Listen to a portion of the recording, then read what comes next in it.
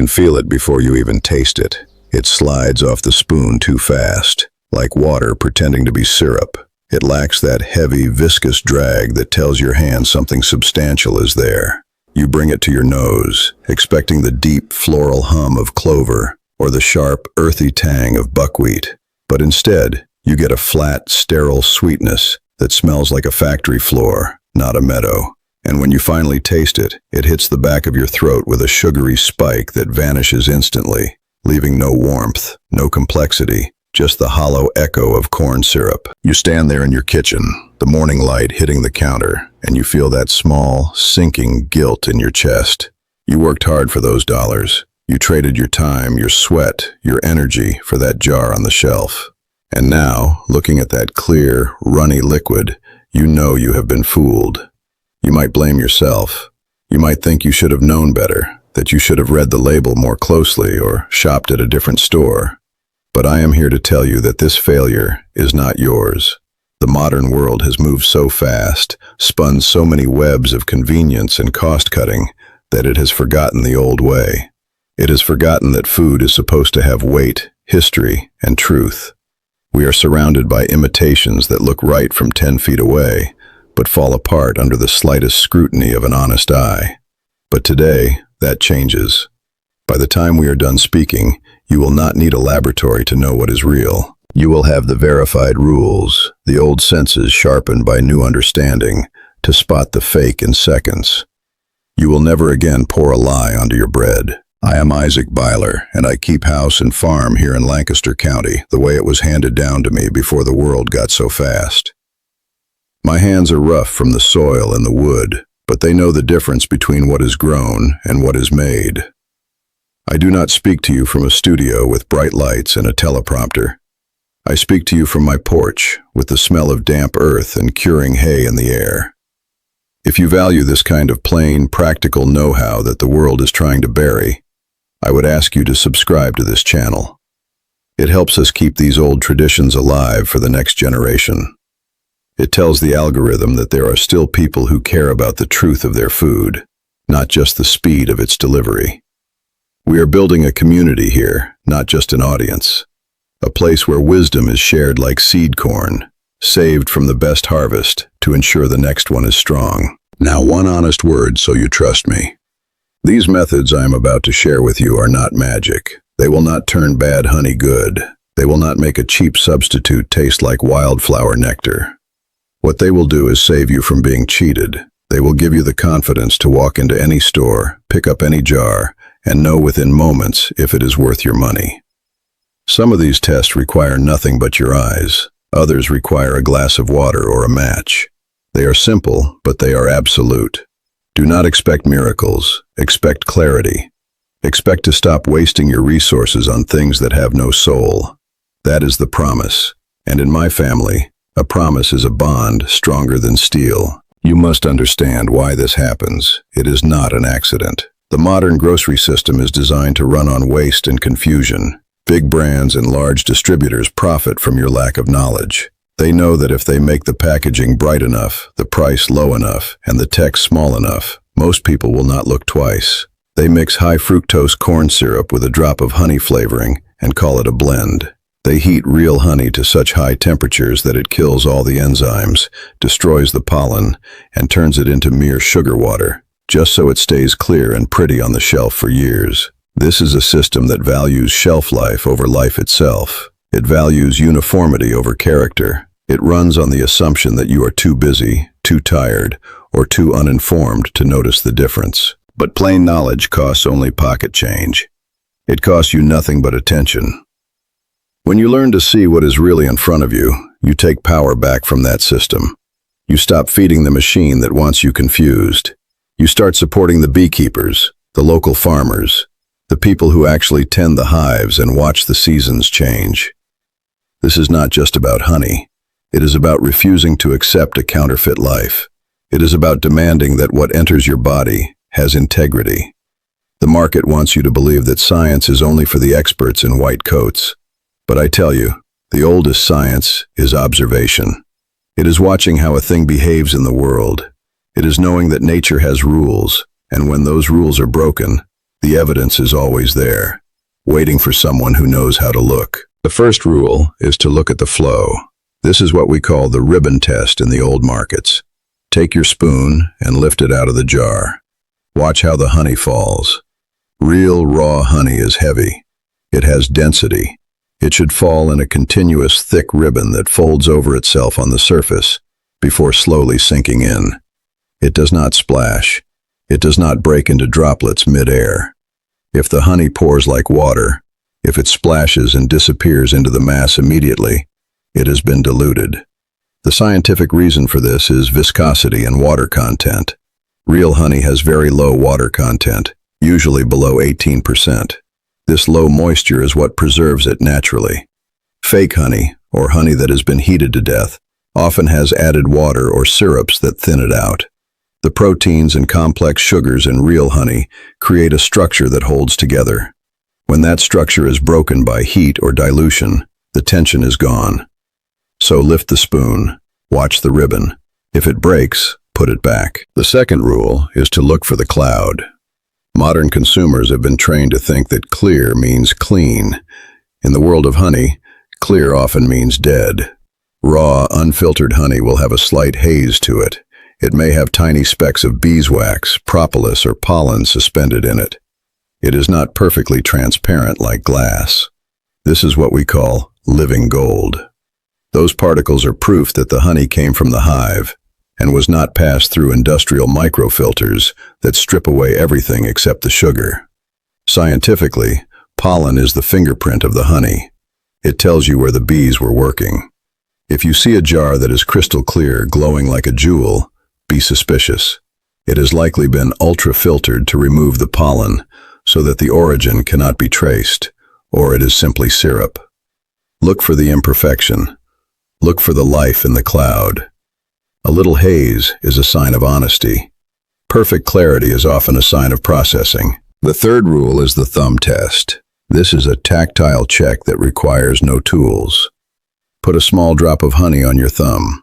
Real honey will stay in place. It will hold its shape. It will not spread out or run off your skin. If you tilt your thumb, the drop should move as a single unit, not smear. This is because of the high surface tension and low water content we spoke of. Fake honey, with its added water and simple sugars, will spread quickly. It will feel wet, not sticky. It will soak into the ridges of your fingerprint rather than sitting on top of them. In the old days, we would say it lacks body.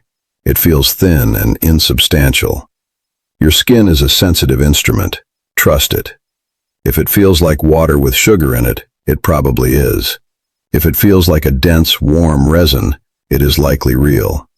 This takes only a second, but it tells you more than the label ever will. The fourth rule is the water test. This is one of the most reliable methods you can do at home. Take a glass of room temperature water. Drop a teaspoon of honey into it. Do not stir. Watch what happens.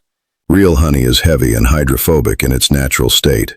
It will sink to the bottom of the glass in a lump. It will stay there, holding its shape, perhaps dissolving very slowly from the edges. It will not mix with the water immediately. Fake honey, or adulterated honey, will start to dissolve as soon as it hits the water. It will cloud the water instantly. It will swirl and disappear, mixing in without effort. This is because the additives and simple sugars are designed to be soluble and quick dissolving. Real honey resists. It wants to remain whole. If you see the honey disintegrating the moment it touches the water, you are looking at a product that has been compromised. Let it sit for a minute. Real honey will eventually dissolve, but it will take its time. It will not rush. Nature does not rush. The fifth rule involves heat, but be careful here. The line between medicine and poison is the dose, and the line between testing and burning is thin. Take a small amount of honey on a piece of paper towel or a cotton wick. Light it with a match. Real honey contains very little water. It will burn. It will catch fire and sustain a flame, smelling slightly of caramelized sugar and wax. Fake honey, with its high water content from syrups, will not burn. It will sizzle. It will pop. It will steam. The water inside will fight the fire. If you hear a hissing sound and see steam instead of a steady flame, it is fake. This works because combustion requires dry fuel. Water extinguishes fire. If your honey is fighting the match, it is fighting you too.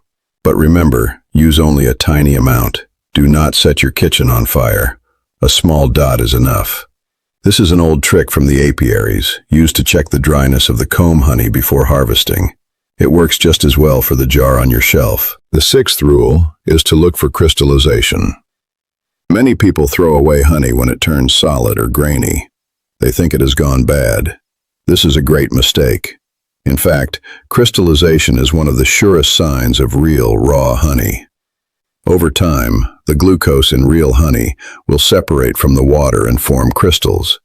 It becomes cloudy, thick, and sometimes hard. This is natural. It is called granulating. Fake honey, which is mostly fructose from corn syrup, rarely crystallizes. It stays liquid forever because fructose does not crystallize easily.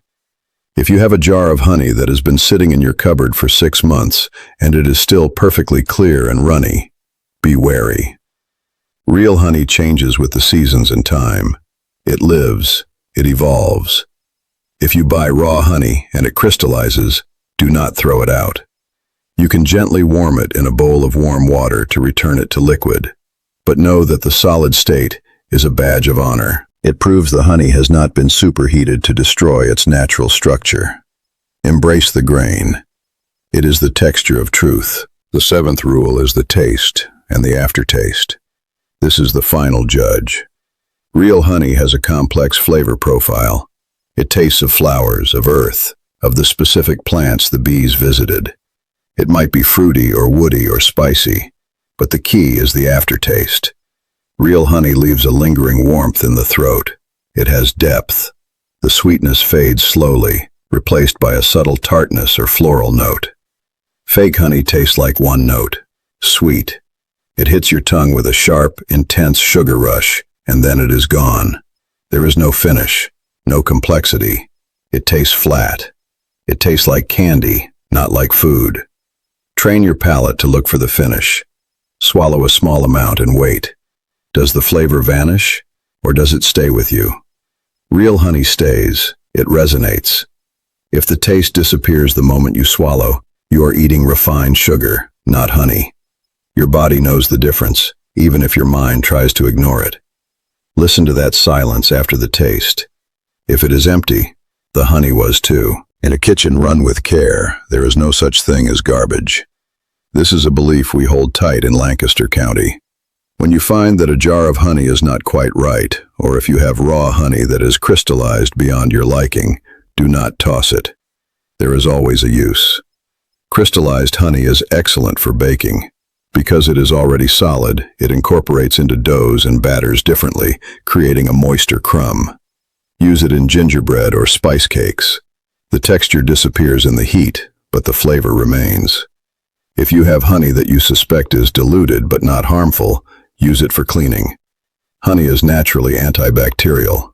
Mix it with vinegar and water for a gentle surface cleaner. It leaves a shine that chemicals cannot match. Or use it in a face mask. The sugars are humectants, meaning they draw moisture to the skin. Even fake honey, if it is just sugar syrup, can be used to scrub hands after gardening. The grit of the sugar removes the dirt, and the stickiness lifts the grime. Nothing is wasted. Every resource has a second life if you are creative enough to find it. This mindset saves money, yes, but it also saves your soul from the carelessness of disposal. We respect the material world because we know how hard it is to produce. To throw it away is to insult the labor that created it. Let us talk plainly about the cost. You might think that buying real raw honey is expensive, and compared to the plastic bear of corn syrup on the bottom shelf, it is. A pound of real local honey might cost you $15 or $20. The fake stuff might cost $4. But let us do the math. How much of that fake honey do you actually enjoy? If it is just sugar water, you are paying for empty calories. You are paying for a product that offers no nutritional benefit, no enzymes, no antioxidants. You might as well buy a bag of sugar, which is cheaper still. But with real honey, a little goes a long way. Because the flavor is intense, you use less. 1 teaspoon of real honey sweetens your tea more effectively than 2 teaspoons of the fake stuff. You are not just buying sweetness, you are buying health. You are buying immunity support. You are buying energy that sustains rather than crashes. For a family of 4, switching to real honey might cost an extra $100 a year. But consider what you save. You save on cough syrups, because honey is a proven cough suppressant. You save on processed snacks, because a piece of fruit with real honey is a satisfying treat. You save on medical bills, perhaps, by supporting your gut health with live enzymes. But more importantly, you save on the quality of life. When your children taste real honey, they learn what real food tastes like. They learn that sweetness can have depth. They learn to distinguish between a commodity and a craft. This education is priceless. It protects them from a lifetime of accepting inferior products. It teaches them to value quality over quantity. That is a return on investment that compounds every day. You are not just feeding them, you are teaching them.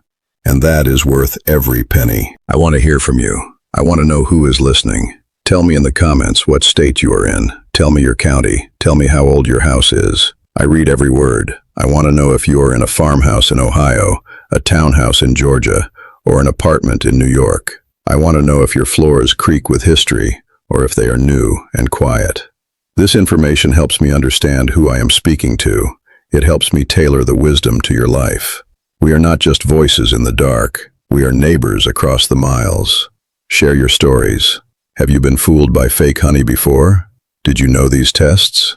Let us learn together. And please, if this message resonated with you, if you felt that shift from confusion to clarity, subscribe to the channel. Hit that button. It is a small action, but it signals to the world that there is still a demand for truth. It helps us keep these old traditions alive. It ensures that the next generation has access to this knowledge. Do not let the old way die. Keep it living in your kitchen, in your choices, in your home. Thank you for your time. Thank you for your attention. Go forth, check your honey, and eat well.